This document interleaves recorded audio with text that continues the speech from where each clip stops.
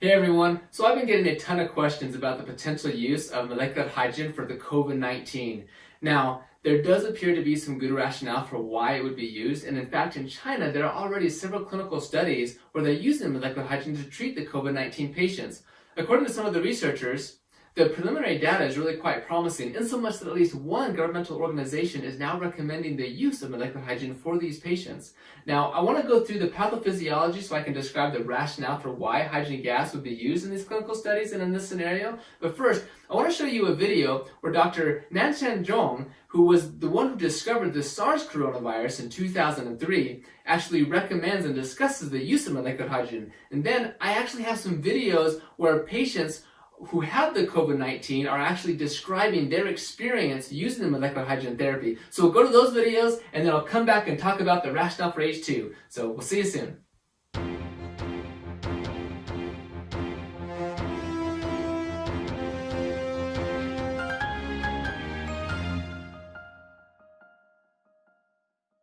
We just finished some of the data from 3 hospitals. We use hydrogen and oxygen mix. Yes. It seems to be working very well. I am happy about that. So I just got the data right now. So from Wuhan and from Guangzhou, and 3 hospitals, altogether 60 something. And after inhaling this hydrogen and oxygen mix gas, they improve. Dyspnea improve the 2nd day, and the 3rd day, and the 4th day. So all of them showing really improved. I suppose because of at least resist to reduce the airway resist the gas resist airway resistance. So much easier to go into the alveoli to improve the oxygenation. I think that's a good way. 你刚才吸了有什么感觉？就是洗了之后来了之后这么多天，这个胸前呐没有改善，就真的用了这之后啊，这个胸前都改善了，是吗？不痛了，不痛了，不痛了，一点都不痛了，那太好了，谢谢你啊，万秋啊，教授啊，这里今天的第一回好爽啊，这个味道。阿姨，你用了那个氢氧机，感觉怎么样啊？感觉很舒服，很舒服，是不是？没有什么不好的感觉。有没有说觉得胸口就是吸了之后感觉很顺畅啊，或者是吸气的时候觉得就是很顺一点感觉？对，原来一深呼吸呢，就会咳嗽，但是用了这个以后呢，咳嗽啊，基本上没有了。就是深呼吸的时候都不会咳嗽。好。你用这个机感觉怎么样？用这个机感觉还可以。有没有说觉得好像吸气会更舒服啊，更顺畅，就是更顺畅一点，是不是？对。特别是第一次用的时候。什么感觉？感觉就是像气道打开了一样。这种感觉。对，以前不敢做这个深呼吸。用了它以后可以深呼吸。好的。你感觉吸了这个机之后感觉怎么样啊？吸了半天就感觉胸口就不痛了。不痛了。就没有那么痛，然后现在都不痛了。现在不痛了。那就以前生活的痛比较痛。之前是胸闷，跟前面这里跟后背都有点痛，然后吸了这个休息以后就半天以后就感觉就舒服很多，就没有痛。好，谢谢啊。So I hope you enjoyed those videos. It really is quite fascinating. I'm excited to see what the clinical studies show. Like I said, some of them should be published here quite soon. So let's go into this COVID-19 and figure out exactly what's going on. So the COVID-19 is the disease that is caused by the SARS coronavirus. Now SARS stands for Serious Acute Respiratory Syndrome. So it really is something to do with the lungs.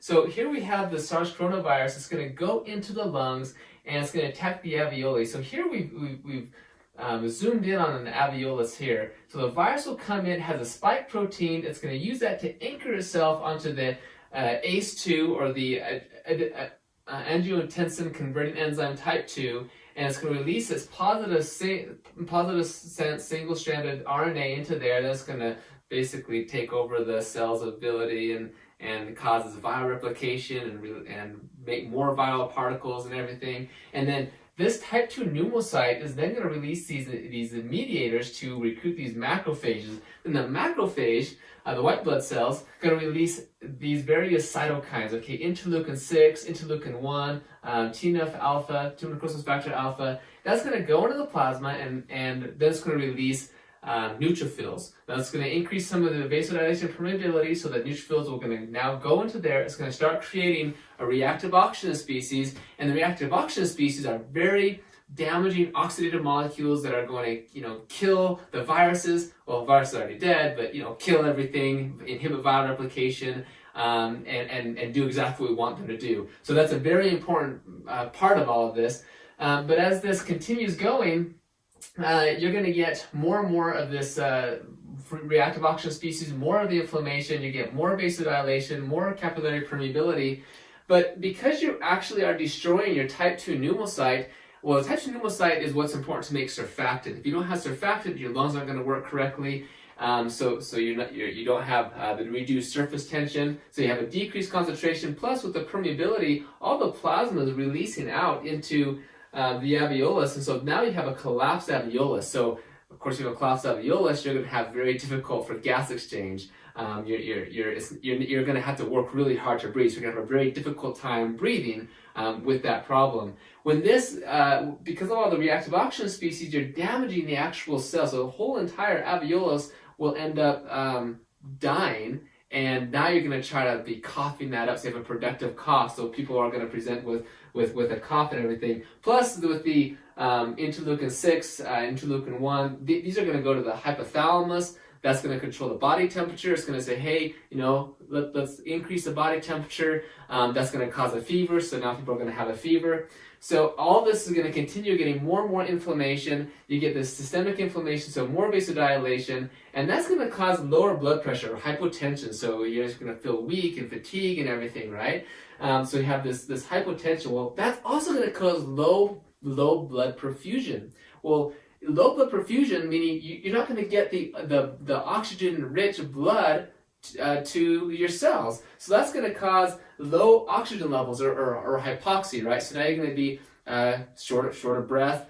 Plus, with this issue, you're going to short of breath, but also here, and that's going to activate the chemoreceptors. It's going to cause you to activate sympathetic nerve activation, so you're going to have a higher heart rate, for example. So you have fever, difficulty breathing, higher heart rate, a cough, all of these things.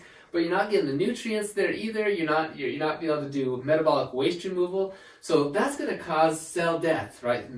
Apoptosis, necrosis, autophagic cell death, the different pathways of cell death, and that essentially killing enough cells, you're going to cause multi-system organ failure. Now that's, of course, really bad. Like for the lungs, like this is what we're talking about right here. Also in the kidneys, you're not getting the right blood circulation and everything, so your kidneys start having problems. You have higher blood urea nitrogen levels. Your liver is also being damaged. You have ALT, AST, all these different tissue damage that's occurring on. And as this continues, you can get ours, the acute respiratory distress syndrome. Now, most people who die of, say, COVID-19 or other SARS-like viruses, they die because of the acute respiratory distress syndrome. Again, it's a disease of the lungs, and that, of course, all this leads to death. So we need to stop this, right? That's the whole goal, is what can we do to stop this? And of course, the idea is, okay, how do we inhibit viral replication? How do we inhibit all this stuff? How do we get our immune system going? Well, notice that a lot of the damage is occurring here from the reactive oxygen species and this inflammation that leads to systemic inflammation. Well, let's zoom in on this a little bit and understand it, because this is really what's going to help you to understand the rationale behind hydrogen gas, rationale for hydrogen gas. Why are they using it in the clinical studies? Why is it having the effect that it does? It helps to explain all of this. Okay, so first, reactive oxygen species. Again, these are very oxidizing molecules. Well, actually, superoxide is reductive, but the point is they cause a lot of oxidative damage, okay? You cut your apple in half and it turns brown, that's oxidation, that's damage, it's rusting. And that same thing happens to your cells. It causes lipoperoxidation, DNA damage, all of these things. So we don't want to have an excessive amount of that. But these are also important. These neutrophils, they produce these reactive oxygen species. They express these NOx enzymes, or NADPH oxidase enzymes. And it takes oxygen, normal oxygen, and converts it to the radical superoxide. The mitochondria, electron transport chain, also produces as a source for superoxide production. This is also very important. Superoxide is what is, again, killing the pathogens, killing all the bad stuff, and helping you. So you really want superoxide. You just don't want too much of it. It's got to be regulated, right?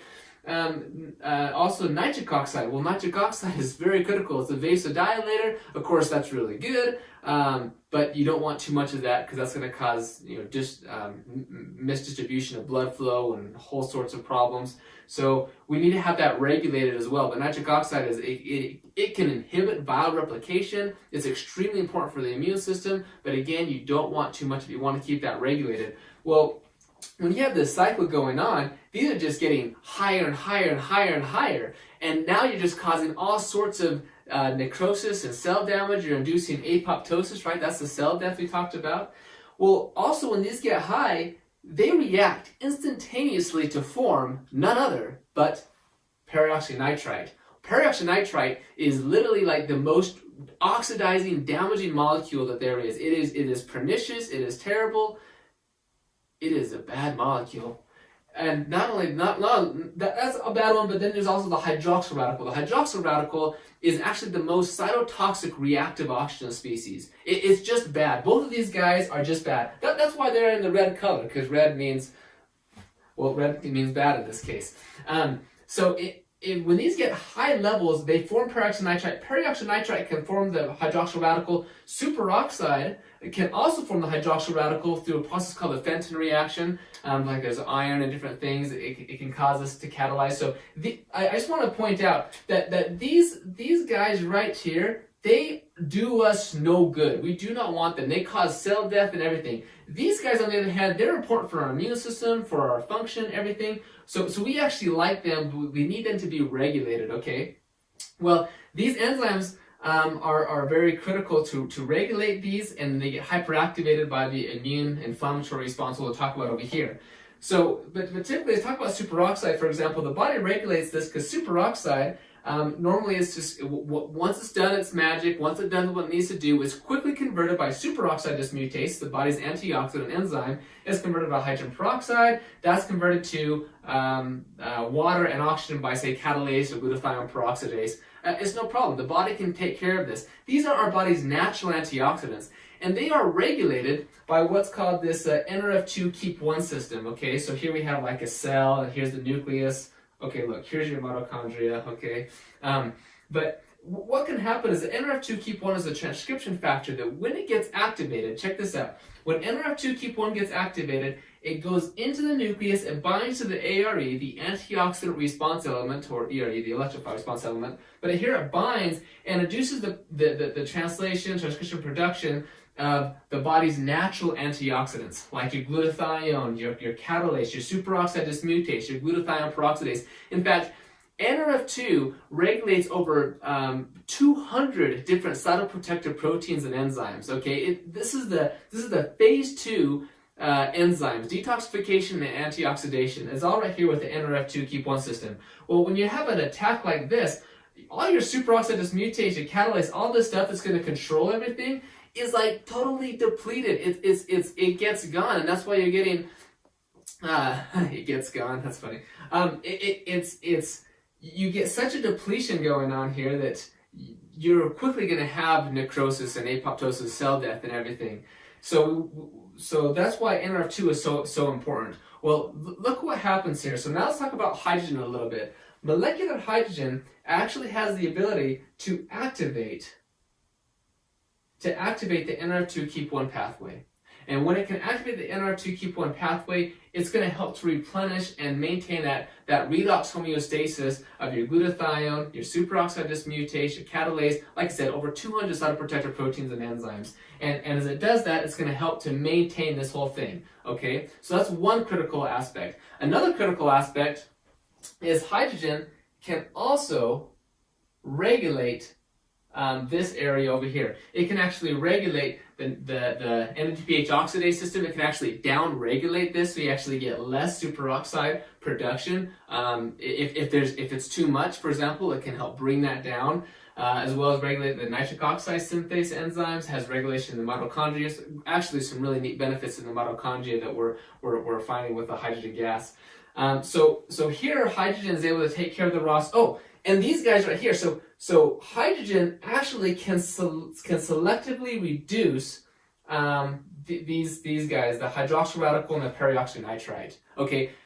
Now consider, see, other antioxidants, say vitamin C or vitamin E or whichever ones we're talking about, there are some potential problems because in some ways, just based upon reaction kinetics or stoichiometry or different things, not stoichiometry, but those things can react indiscriminately with things like superoxide or nitric oxide. Okay, hydrogen gas can actually not react with nitric oxide or superoxide. The only things it can react with are these very dangerous and very damaging oxidants, hydroxyl radical and peroxynitrite. It can't react here, but it can selectively reduce these guys. It can increase NRF2 activation to increase your body's natural antioxidants, and it can regulate the enzymes, the very enzymes that are producing these. So it's a very good regulatory system of what hydrogen gas can do, okay? And consider it is a smallest molecule, smaller than oxygen, so it's able to diffuse into the cell,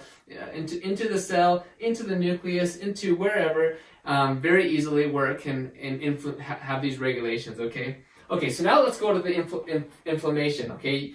During this process, we get what's called the cytokine storm. That's when we have just this huge upregulation of all these cytokines, and we have tons of problems going on here, okay? So, for example, interleukin 6, interleukin 4, tumor necrosis factor alpha.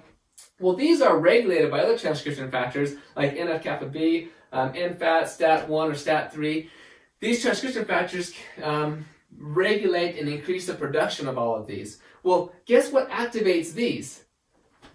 Reactive oxygen species, okay? Well, reactive oxygen species activate these guys, and guess what these guys can produce? Well, if you guess reactive oxygen species, you go to the head of the class. Because that's right. All of this is this whole cycle. And you can see it's a vicious cycle. It just keeps on getting worse and worse and worse until you get more cell death, which results in multi-system organ failure, which results in, well, eventually death. If we don't stop this, we have to stop this cycle. So hydrogen gas over here, we've actually demonstrated that hydrogen has an inhibitory role or a regulatory role in regulating these guys, which are going to regulate the actual inflammatory cytokines. So we've actually done several studies showing, we and as well as many other colleagues and researchers, and many papers have demonstrated that hydrogen has a great anti-inflammatory effects, decreasing interleukin 6. Okay, that's a very potent pro-inflammatory cytokine.